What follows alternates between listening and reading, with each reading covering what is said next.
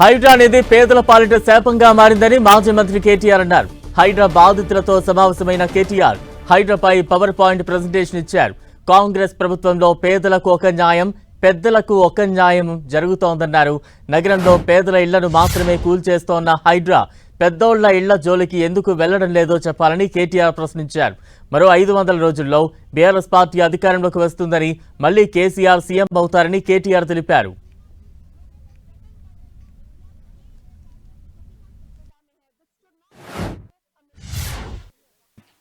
పేదవాడికి ఒక న్యాయం, లేనివాడికి రోజు అవమానం, ఉన్నవాడికి ఒక తీరు, లేనివాడికి మరొక తీరు. ఇది ఈ ప్రభుత్వం యొక్క పనితీరు. ఒక ఇంటి గృహప్రవేశం జరిగి ఇంకా వారం రోజులు కాలేదు, మరి జేసీబీ వచ్చి ఇంకా జస్ట్ గుమ్మడికాయ కొట్టి వారం రోజులు కాలేదు. జేసీబీ వచ్చి బుల్డోజర్ వచ్చి వాళ్ళ ఇల్లు నేలమట్టం చేస్తే, కూల్చేస్తే ఆ కుటుంబం పరిస్థితి ఏంటి ఆలోచించండి. ఒక జీవితకాలం కష్టపడి పొదుపు చేసి పైసా కూడబెట్టి ఇల్లు కట్టుకుంటే దాన్ని హైడ్రా పేరుతో మరి కూల్చి పారేస్తుంటే, ప్రెగ్నెంట్ మహిళ అని కూడా చూడకుండా లాగి పారేస్తే, ఈడిచి పారేస్తే వాళ్ళ పరిస్థితి ఏంది ఆలోచించండి.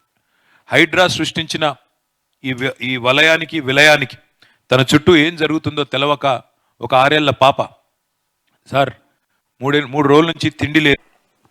रोना नहीं बेटा, रोना नहीं प्लीज. आप बोलिए जो भी बोलना है, रोना मत please. Good morning kid.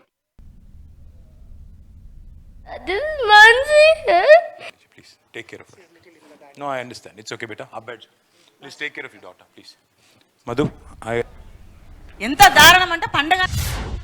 Vikramarka గారు ఇచ్చిన ప్రెజెంటేషన్లో చాలా విషయాలు చూపెడుతూ ఏమని, ఇదిగో ఇక్కడ పెద్ద బిల్డింగ్ కట్టారు, ఇక్కడ పెద్ద బిల్డర్ కట్టారు. ఇప్పుడు ఆ బిల్డర్ల పేర్లు చెప్తే నేను ఆ బిల్డర్లకు ఇబ్బంది అవుతుంది, అట్లాగే ఆ ప్రాజెక్టులకు ఇబ్బంది అవుతుంది.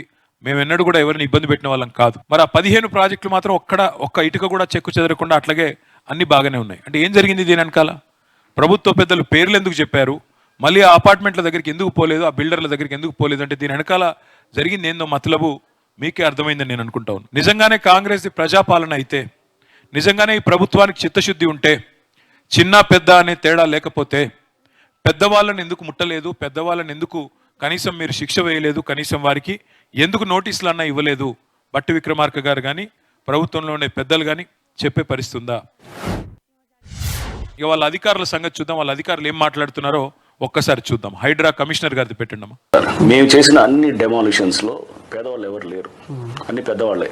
సో సామాన్లు ఇవ్వడానికి బయటకు పెడితే కనుక the minute we start giving, వీళ్ళంతా ఏంటంటే చాలా మంది ఓటుకెళ్ళి తెస్తారు, లేకపోతే రకరకాల ఇన్ఫ్లుయెన్సెస్ చేయడానికి ట్రై చేస్తుంటారు. అందుకోసం మేము ఆ టైం ఇవ్వాలి. అక్కడ ఎవరు పేదవాళ్ళు లేరట, ఆయన ఎవరు పేదవాళ్ళది కూలగొట్టలేదంట, ఆయన కేవలం పెద్దవాళ్ళే కొట్టాడంట, పేదవాళ్ళే మాత్రం కూలగొట్టలేదంట. సిగ్గు లేకుండా చెప్తున్నారు. అట్లాగే రెండో మాట వారు చెప్పింది మీరు విన్నారు. పేదవాళ్ళకి మరి పెద్దలకు ఒక నీతి, పేదవాళ్ళకు ఒక నీతి. కాయిదాలు ఉండంగా, కోర్టు ఆర్డర్లు ఉండంగా మీరు ఎట్లా కూలగొడతారు, ఎందుకు కూలగొడుతున్నారు? శనివారం ఆదివారం కోర్టు తీర్పులు ఉన్నాయి కదా అంటే ఆయన చెప్తున్న మాట, టైం ఇస్తే కోర్టుకు పోయి స్టే తెచ్చుకుంటారు, అందుకే టైం ఇవ్వకుండా కూలగొడుతున్నావు అని మాట్లాడుతున్నాడు. మరి ఈ దేశంలో న్యాయం ఎందుకు, ధర్మం ఎందుకు, న్యాయస్థానాలు ఎందుకు? ఇట్లా అధికారులదే మొత్తం గుడ్డెద్దు చేనులో పడ్డట్టు రాజ్యం చేసేదే ఉంటే, ఈ రకంగా చేసే పరిస్థితి అయితే మరి ఇంకా వచ్చిన మూసిలో, ఇది మూసీ నది, ఇది చూసేది మీకు కనబడేది మూసీ నది. ఆ మూసీలో అడ్డంగా కట్టిన పెద్ద ప్రాజెక్ట్ ఇది. దాన్ని ఆపే అధికారం కానీ, దాన్ని ఆపే ధైర్యం కానీ హైడ్రాకుందా?